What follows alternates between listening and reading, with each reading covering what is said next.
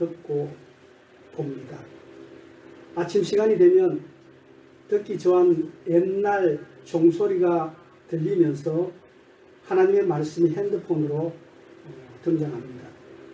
내가 잠자고 있는 중에도 매일 아침 가만히 나의 삶 속에 찾아와서 하나님이 하신 일과 지금 하시고 계시는 일과 미래에 하신 일들을 제게 들려줍니다. 성경의 모든 말씀은 복음입니다. 말씀 자체가 복음입니다. 몇 주 동안에 걸쳐서 복음에 대한 설교를 할 계획이지만 오늘의 설교는 이 부분에 무게를 줍니다. 복음에 대해서 로마서 1장 2절은 이 복음은 그의 아들에 관한 이야기 곧 예수 그리스도 하나님의 아들 메시아 구세주 모든 하나님의 이야기가 복음이라고 그렇게 정리해 주고 있습니다. 모든 믿는 자들에게 구원을 주시는 능력, 모든이라는 이 말 속에는 남녀노소를 다 차별하지 않고 부자와 가난한 자와 병든 자와 성한 자를 차별하지 않고 동일하게 하나님의 사랑을 전하는 능력, 그것이 복음이라고. 오늘 이 요한계시록에서도 사도 요한을 통해서 내 사랑을 전하라. 내가 너희들을 지켜보았고 내가 기다렸다. 이 메시지를 우리에게 말씀해 주고 있는 것입니다. 이 음성을 들을 때 그 신비한 사건들이 내 삶에 일어난 모든 사건들이 구원 속에서 일어난 일이었구나. 그것을 깨닫게 되고 또 하나님을 사랑하는 그것이 하나님이 나를 사랑하는 것이 복음이고 내가 하나님을 사랑할 수 있게 됐다는 이게 복음입니다. 그래서 이 사랑의 관계를 세상을 향해서 전하는 그 모든 과정들 이것도 역시 복음입니다. 복음을 통해서 하나님의 사랑을 아는 것이 목표이고 또 그 하나님의 사랑을 알아서 내 이성과 철학을 넘어선 신비한 모든 사건들이 믿어지는 구원의 사건들을 우리가 깨닫게 되는 거죠. 이 일은 오직 예수님이 내 구주십니다. 메시아십니다. 영접하는 그 자들에게 그 믿음 조건을 해서 우리에게 그런 선물이 와지는 것입니다.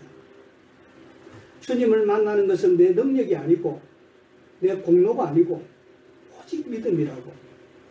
그래서 예수님을 만나기 위해서 돌을 닦거나 철학으로 공부로 주님을 찾으려고 하지 말고 찾을 곳에서 찾아야지. 어디 엉뚱한 곳에서 찾으면 만날 수가 있겠습니까? 하나님의 말씀 속에서 우리를 만나 주시러 주님이 나와 주시는 것입니다. 계시록 성경 전체 22장이지요. 그 중에 1장 1절은 예수님에 대해서 시작하고 있습니다. 삼위일체로 계신 하나님 곧 우리와 함께 계신다. 동행하신다. 그리고 그 말씀을 수단으로 우리 삶 속에 역사하시고 하나님의 나라의 소식을 전하는 천국의 소식을 전하는 우체국으로 사도 요한을 사용하시는 겁니다.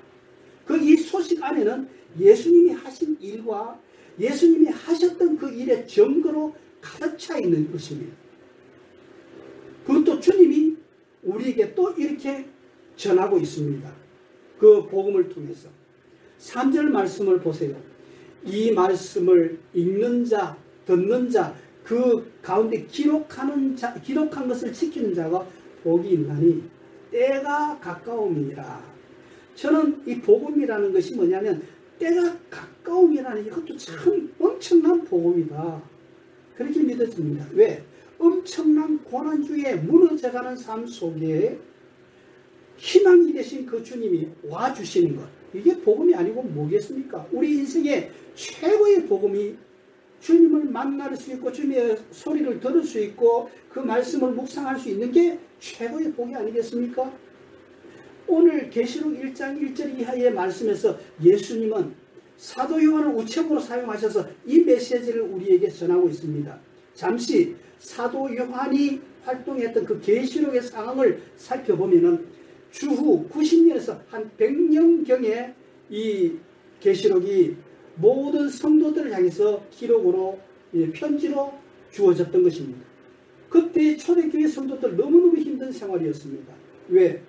로마의 10대 박해 사건을 보면 네로, 도미티아누스, 트라이안, 그 다음에 이런 10명의 제자, 그 황제들의 박해가 계속 이어가고 있습니다만 이 시기는 주 51년에서 91년까지 내가 신이야 이야기했던 로마 11대 왕 도미티아누스가 기독교인들을 박해하는 그때였기 때문입니다. 박해한 이유는 아주 단순했습니다. 내가 신이야. 나를 신으로 인정하지 않는 즉 그리스도인들 기독교인들은 무조건 잡아서 순교하게 하고 박해하고, 그래서 하나님의 음성을 전하는 사도 요한도 저 마이너리티 아시아 그 소아시아의 반모섬에 유배되어 가지고 그 정말 사도의 메시지를 듣고 말씀을 듣고 살아가는 그 초대교회 성도들이 그야말로 설상가성하러 하나님의 음성을 들을 수 없는 그런 상황이 되었던 것입니다. 왜? 이미 사도 요한은 반모섬이라는 그 섬에 유배되었단 말이죠. 그리고 박해는 계속 옵니다. 그래서 성도들은 산으로, 들로, 토굴로, 카타콤으로 생명을 위해 도망했지만 황제의 태풍 같은 그 박해 앞에서 성도들의 현실적인 삶은 도망이고, 그리고 하나님은 우리가 열심히 기도해도 하나님은 역사하시지 않는 것 같아서 그들의 영혼 속에 영적 상태도 점점점 희미해져 가고 심지어 꺼져가는 촛불 정도였습니다. 기록을 보면 사도 요한은 AD 6년에서 100년까지 살았으니까 94세까지 살다가 에베소에서 평안히 천국을 가게 됩니다. 그렇지만 자칭 신자라고 이야기했던 그 도미티아누스는 45년 정도 살았어요. 그 45년 사는 동안에 그 박해를 그렇게 했던 것입니다. 자기가 신이라면서 기껏 살아봐야 사실 황제 통치는 한 15년 정도 했나요? 그런 정도밖에 하지 못하고 그냥 지옥으로 가버립니다. 지옥으로 갔다는 이야기도 저는 조심스럽습니다만, 왜? 천국과 지옥은 주님의 결정이기 때문에 우리가 뭐 보이는 대로 안 보이는 대로 그렇게 판단할 수는 없는 거죠. 그러나 분명한 것은 사도 요한은 45세보다는 94세 0배나 이상 살면서 하나님의 복음을 전달해주는 하나님 나라의 소식을 전하는 그런 귀한 일을 했던 그런 사도인 것입니다. 제가 그 계시록 전체를 다 연구해서 뜯어볼 수 없기 때문에 제가 보는 책 중에 Understanding Revelation 계시록 2의 752페이지에 이렇게 이런 이야기가 나오고 있습니다. 이 계시록 성경 속에 300가지가 넘는 비밀과 상징이 있다. 그렇게 이야기하고 있습니다. Each of the 300 symbols, 브라질 말로 트레젠투스 심볼이죠. In this book, 이 책 안에서, 계시록 안에서. 자, 생각해 보십시다. 이 계시록 안에 300가지가 넘는 수수께끼 같은 비밀도 있고 상징들도 많이 있습니다. 심볼들이 많이 있습니다. 우리가 그 비밀을 다 풀 수 있겠습니까? 그럼 풀 수도 없을 뿐만 아니라 풀어야 할 이유도 그렇게 많지 않습니다. 왜? 물론 성경의 비밀을 깊이 묵상하면 자기만의 영감이 많이 오기도 할 것입니다. 그러나 중요한 것은 그렇게 깊이 거기 비밀을 풀어내는 일에만 그렇게 빠질 필요가 없다는 거예요. 666을 몰라도 7 금대접을 몰라도 7 나팔을 몰라도 그 다음에 4가지 말이 나오는 이야기도 몰라도 소아시아의 7교회의 문제도 몰라도 상세히 몰라도 여러가지 재앙들 다 이해하지 못해도 하나님 나라와 구원의 삶, 영생의 삶을 얻는 일에 상관없습니다. 복음을 설명하는 일도 목사님들이 설교를 통해서 매주 조금씩 설명하듯이 계시록에 있는 여러가지 비밀들을 그 시대 상황과 그 다음에 보는 각도에 따라서 여러가지 상황이 달라질 수 있겠습니다. 말세의 징조도 마찬가지예요. 지금 한꺼번에 나타나는 문제가 우리 눈에 보이고 있죠.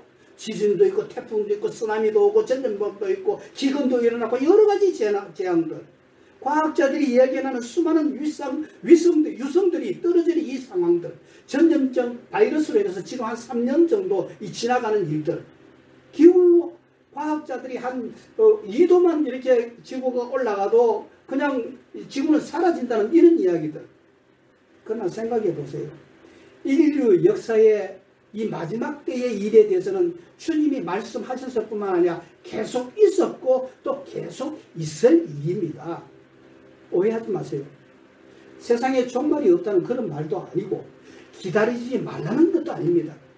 믿음의 자녀들은 당연스럽게 주님을 만난 순간부터 말세의 상황을 보이기도 하고 그것을 믿어지기도 하고 또 그것을 구하는 주님의 오심을 사모하며 기다리고 기도하게 되는 그런 당연한 코스 가게 되어 있습니다. 그러나 다만 우리가 계시록을 대하는 바른 자세는 마지막 시대를 살아가는 성도로서 내가 취할 삶의 태도이지 징조를 파악을 시간을 퍼즐 맞추게 하면서 어떤 시간을 맞추어내는 그런 일이 아니에요. 그래서 시간을 그리고 징조를 연구하는 그런 측면보다는 그럴수록 소망의 미래를 향해서 우리가 어떻게 살 것인가 예배하며 살아라. 이것이 계시록의 정답인 것입니다. 왜? 우리 모두는 하나님 찬양하도록 뽑아주셨고 우리를 이 땅에 심으시고 이 땅에 뿌린 그러한 씨앗들이기 때문에 그분을 바라보는 그 예배에 충성하라. 그래서 은혜 중에 정말 말세네 말세 이런 영적인 느낌이 오면 올수록 우리는 더욱 하나님을 바라봐야 되고 한날 오늘을 매일 믿음의 사과나무를 심어나가는 그런 때인 것입니다. 내가 주님의 재림을 만나지 못할지라도 훗날 주님의 다시 오심을 만날 우리의 자녀들이나 그 후손들에게 더 아름다운 풍성한 그 엄청난 그 믿음의 열매를 따먹으면서 마지막 시대를 이기게 할 수 있도록 우리는 계시록 공부해야 되고 그 하나님의 말씀을 보아야 하는 것입니다. 그래서 다시 한번 이야기하지만 징조를 연구하는 300가지 일을 연구하는 일에 소진하기보다는 그럴수록 소망의 미래를 향해서 현재 오늘 어떻게 살아갈 것인가 알파와 오메가가 되시고 처음과 마지막이 되시는 그 주님 삼위일체 되시는 예수님 하나님 시간에 대한 어떤 설교도 다음번 때에 말씀드리겠습니다만 하나님은 항상 처음과 마지막이에요. 항상 오늘이 마지막 영원이에요. 믿음을 전해준 신앙의 선배들은 서쪽 하늘에 석양의 구름이 이상하게만 만들어져도 재림만 앉아 기다리면서 더욱 기도하며 주님을 바라보았습니다. 그렇지만 우리도 그렇게 해야 되겠지만 우리는 한 단계 더 나가서 이상한 분위기의 구름을 만나면 만날수록 가만히 앉아있지 않고 더 열심히 사업합니다. 더 열심히 공부합니다. 왜? 내가 더 많이 수확하고 더 많이 얻어서 가난한 자와 또 모자라는 자에게 나누어주게 하기 위해서 우리가 이 일을 하게 되는 것이죠. 이 일을 위해서 이미 우리를 예배하는 삶의 백성으로 찬양하는 하나님의 백성으로 우리를 삼아주셨기 때문에 어떤 상황 속에서도 주님을 더 바라보고 소망하게 되는 것입니다. 그런 와중에 우리가 하나님 앞에 그렇게 고백하게 되죠. 내가 정말 내 신앙이 껍데기 신앙이구나. 생명이 없는 신앙이구나. 이론적인 신앙이구나. 실제 삶이 없는 신앙이구나.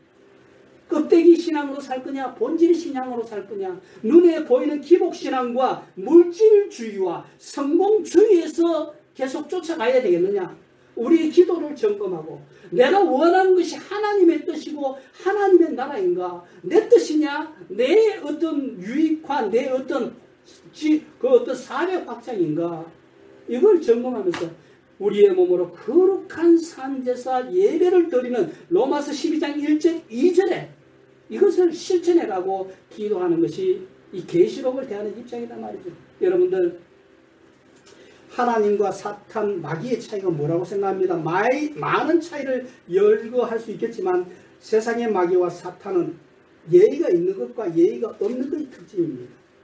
하나님의 영이신 성령님은 우리를 정말 젠틀한 신사적인 인격과 사람으로 이끄십니다. 그래서 우리가 아무리 하나님의 강한 능력과 은사가 임해도 우리를 컨트롤 할 수 있는 하나님의 음성 성령의 이렇게 지시를 받으면 정말 아름다운 모습으로 하나님 영광 돌릴 수 있지만 악령들은 그게 자제가 되질 않아요. 우리의 삶이 더러워지도록 하는 것이 그 목적이기 때문인 것입니다. 여기서 우리는 도미티안을 조금 소개했습니다만 말도 안 되는 그 이야기를 했죠. 내가 신이라고. 오늘 또 재림 예수라는 이상한 사람들이 많이 있죠. 그 악한 이들 다 죽겠지요. 원하기는 마지막에 회개하고 돌이켜서 모두가 천국에서 만나시기를 소원합니다. 그 초대교회 시대에 도미티아라는 악한 황제가 나타나서 내가 신이다 이렇게 이야기하는데, 젠틀한 그야말로 신사적인 성도들은 주님 앞에 그런 고백을 했습니다. 하나님 아버지, 내 입으로는 절대로 저 황제를, 사람을 향해서 신이라고 이야기할 수가 없습니다. 내가 죽는 한이 있어도 이 말 안 하겠습니다. 신앙의 정절을 지키며 무릎 꿇지 않는 계시록의 신앙이 나타나고 있습니다. 생각해 보세요. 자기가 신이라고 소리치며 교회를 굴복시키려 했던 무법의 사람, 세상에 자기 위에는 없었던 로마의 황제, 11대 황제 도미티안은 죽었습니다. 그런데 저는 이렇게 또 생각해 봤습니다. 그가 얼마나 답답했겠나. 내가 신이라고 이야기하는데 사람들은 따르지도 않고 그리스도는 목숨을 내놓고 항의하고 순교해 가는데 밤마다 도미티안은 그렇게 행복했겠습니까?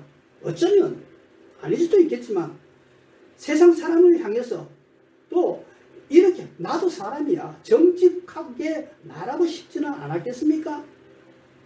그냥 당신은 신이 아니라고 죽어가는 순교하는 그 사람들 보면서 너무너무 마음이 편하고 너무너무 기쁘고 행복했겠습니까?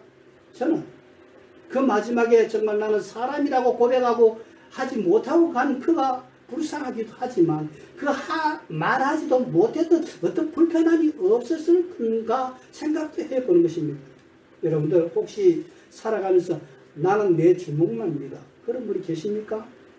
평생을 바다에서 생활하셨던 항해사 한 분이 고백하기를 세상에 그렇게 연약한 것이 사람이더라. 그런 고백을 들었습니다. 여러분들 지금 나의 강함을 내려놓고 주님 앞에 나의 주님이시여 그러시면 안 되겠습니까?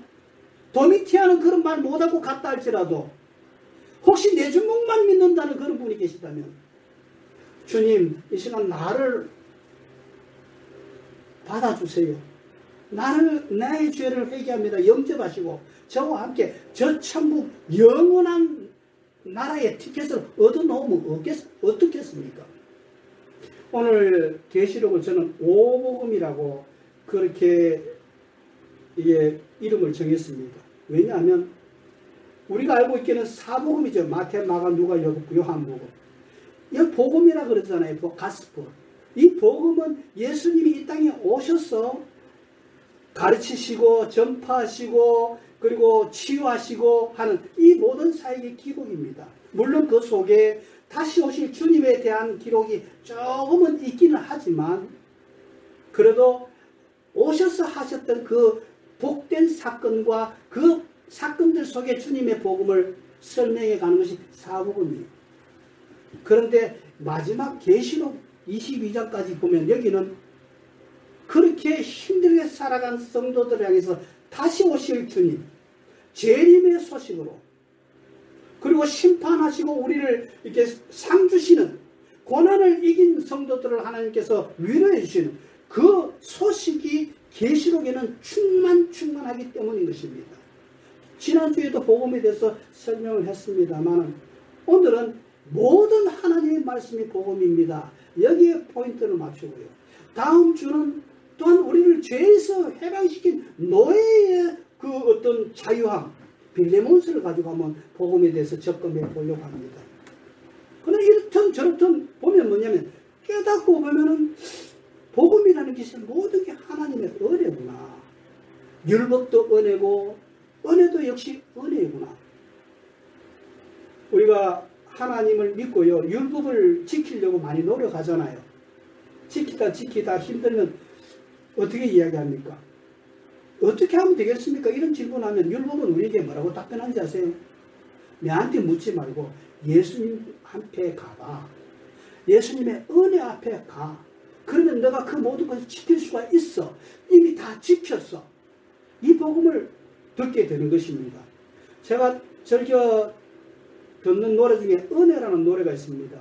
가사를 읽어드리면 이렇습니다. 내가 누려왔던 모든 것들이, 내가 지나왔던 모든 시간이, 내가 걸어왔던 모든 순간이 당연한 것 아니라 은혜였어. 아침 해가 뜨고 저녁에 노을, 봄의 꽃향기와 가을이 열며 변하는 계절의 모든 순간이 당연한 것이 아니라 은혜였어. 모든 것이 은혜, 은혜, 은혜, 한없는 은혜. 내 삶에 당연한 건 하나도 없었다는 것을, 모든 것이 은혜, 은혜여서 내가 이 땅에 태어나 사는 것, 어린아이 시절과 지금까지 숨쉬며 살며 꿈을 꾸는 것, 이게 당연한 게 아니라 은혜여서 내가 하나님의 자녀로 살며 오늘 찬양하고 예배하는 삶, 복음을 전할 수 있는 이 축복이 당연한 것이 아니라 은혜여서 모든 것이 은혜, 은혜, 은혜, 한없는 은혜. 내 삶에 당연한 것은 하나도 없었다는 것을, 모든 것이 은혜, 은혜여서 모든 것이 은혜, 은혜, 은혜, 한없는 은혜. 내 삶에 당연한 것은 하나도 없었다는 것, 이것이 모든 것이 은혜였어. 모든 것이 은혜, 은혜. 복음은 은혜입니다. 은혜가 복음입니다.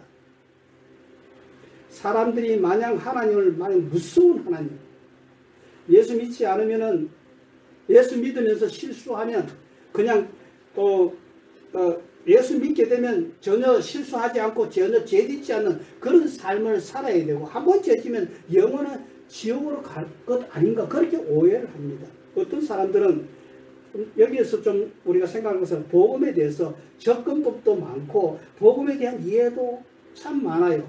어떤 이해는 이게 복음이고 어떤 이해는 저것이 복음입니다.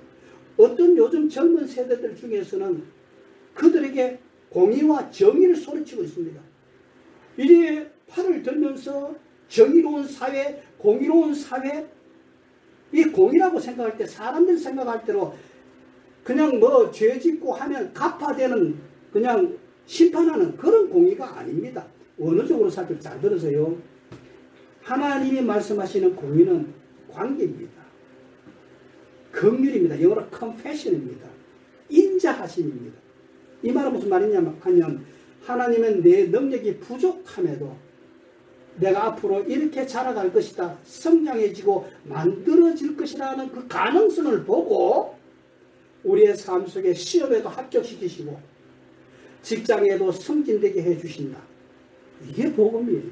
성경이 말하는 공의, 그냥 심판하는 게 아니고 이미 정말 시험에 떨어지고 넘어지고 실수하는 일에 있어도 끝까지 붙들어 주시는 이 은혜, 이게 공의예요. 그래서 하나님은 심판하시는 공의이기도 하지만 끝까지 그 사랑하는 자녀들을 건지시고 구원하시는, 그게 하나님의 공의예요. 그 칼빈주의 교리에 보면 불가항력적인 은혜라는 그 용어가 있습니다. 저항할 수 없는 은혜, irresistible grace.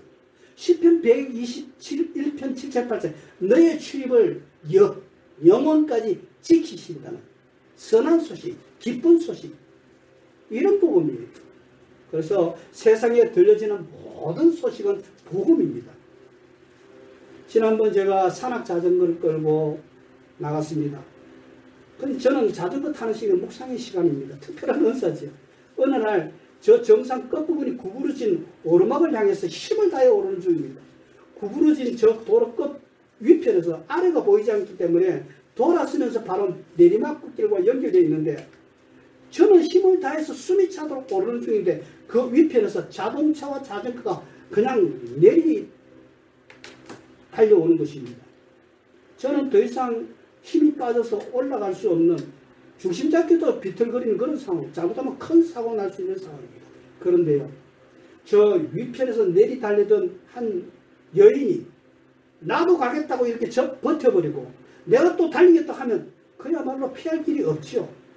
근데 그 여인이 그 속도를 늦춰주는 거예요. 저걸 보면서 제가 생각했어요. 저 여자분이 주님이시다. 주님이 우리에게 언제나 나와 동행해 주신다. 동행한다는 말 한자말로 같은 동자, 같은 방향으로 함께 걸어가는 동행이라고 그러지 않아요? 그런데 낱말로는 이해가 안 되겠지만 저 위에 있는 여인이 나를 향해서 역행으로 달려오고 있잖아요. 그런데도 그 역행 중에 그대로 속도를 내리달리지 않고 멈추고 기다려주는, 이것도 역시 어떤 의미에서 동행이라, 예수님이 바로 그런 분이에요.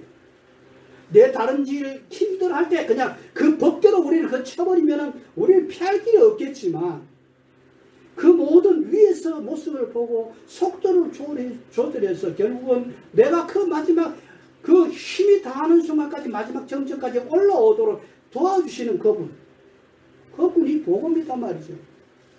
한번 또 설명해 보겠습니다. 사도행전 9장 5절을 보면 사도 바울이에요. 예수님을 향해서 하나님의 복음을 전하는 교회를 위해서 핍박하기 위해서 그냥 달려가고 있죠. 그러다가 대낮에 그야말로 음성과 그 빛으로 예수님을 만나죠. 그때에 사도 바울이 묻습니다. 당신이 누구신가요? 그때 예수님이 네가 핍박하는 예수라. 네 놀랍습니다. 이미 많은 사람들이 정인된 이유가 바로 이것 때문에 십자가에 죽으셨던 거예요. 그리고 사도 바울이 이미 봤습니다. 예수님이 십자가에 죽은 그 사건을 보았고 그것도 들었습니다. 그런데 나는 내가 비판하는 예수로 할 때 출애굽기 3장 3절에 나온 에고에임입니다. 나는 이다. 나는 스스로 있는 자다. 나는 여호와다. 이런 말이에요. 삼위일체 되신 하나님. 이 말 한마디에 주여 누구십니까? 죽음도 이기신 전능한 능력으로 살아계신 메시아가 나를 찾아왔고 나를 기다리고 너를 보고 있었다는 이 한마디에 3일 동안 먹지도 마시지도 못하는 상황으로 그냥 압도당했던 것입니다. 그리고 그 이후에 사도 바울 얼마나 머리 좋습니까? 빠른 계산기 두드리면서 인생을 살았는데 내 이 계산기는 고장난 계산기였구나. 이 깨달음을 깨닫게 된 거예요. 여러분, 예수님이 이런 분이십니다. 우리 인생을 한순간 바꿀 수 있는 그런 능력이, 그리고 그 자기 길을 달려가는 그 사람, 그 걸음을 멈추고 3년 반 동안 아라비아에 들어가서 회개하면서 주님에 따라서 더 연구하게 되는, 내가 너를 알고 있었어. 네가 나를 핍박할 때 그때도 보고 있었고, 나는 지금 내가 회개하고 돌아오는 이 순간까지 기다리고 보고 있어야 한다. 이 음성이 순교회까지 가게 하는 초대교회들의 그 교인들의 파워였던 것입니다. 이 메시지가 바로 오늘 계시록 1장 1절 이하에서 나타나는 그 메시지인 것입니다. 난 너를 만드신 창조자야. 너는 실패하고 무너지고 그야말로 사망이 캄캄하게 보이지 않는 그런 상황이 있다 할지라도 내가 너를 알고 있어. 너가 그렇게 고난 중에 있는 걸 알고 있어. 결국 너는 정말 나의 구원을 통해서 하나님의 영광을 돌릴 수 있는 그 사망이 막힌 가운데서 뚫어진 하늘을 보면서 소망의 주님을 보면서 일어나라고 주신 말씀이 바로 이 요한 계시록인 것입니다. 요한계시록 12장 11절에 보면 어린 양의 피로 이길 것이다. 그를 믿는 자마다 천국에 들어가 into his heavenly kingdom.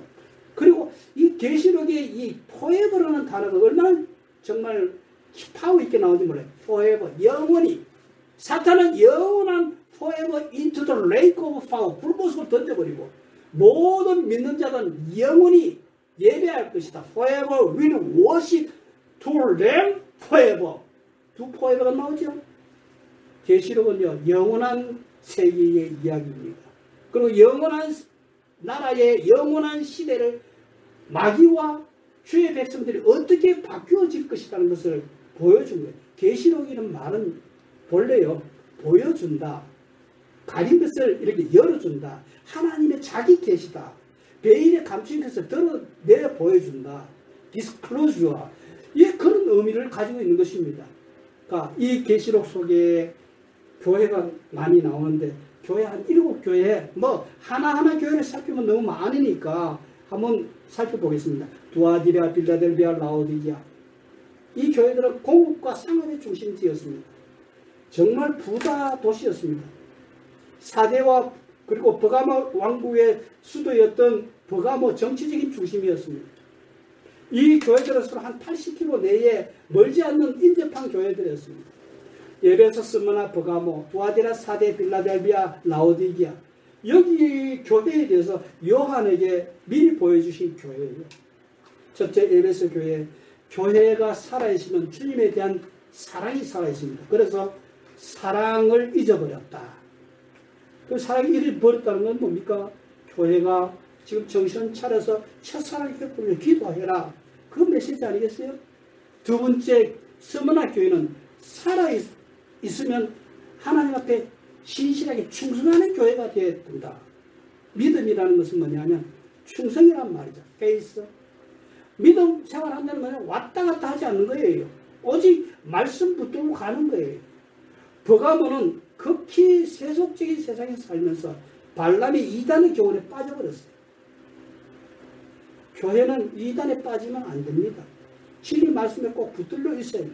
두아디라 교회는 경건함과 신실함을 잘 지켜나가라 그랬습니다. 다섯째, 4대 교회는 죽은 교회 같다 그랬어요. 교회답지 않는 교회를 죽은 교회라고 진단합니다. 죽어버린 그런 교회 어떻게 살려냅니까? 내 집은 만민의 집에 기도하는 집. 교회가 살아있으려면 일을 해야 돼요. 생명력을 회복해요. 빌라델비아 교회, 너희는 좋은 복음의 소식을 끝까지 전하는 그런 교회가 되라. 라오디아기아 교회는 너희는 정말 미지근한 신앙자들이 되었다. 의기난 자에게 주시는 이 약속을 붙들고 끝까지 살아가라. 계시록 3장 20절에 보면 복음이 있습니다.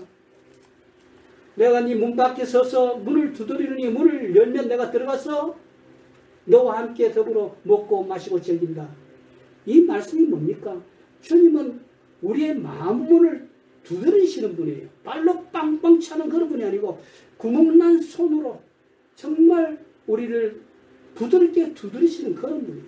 그리고 뭡니까? 그 뒤에 잔치하는 삶, 기뻐하는 삶, 주님과의 관계하는 그런 삶으로 살자. 이 손이 어떤 손입니까?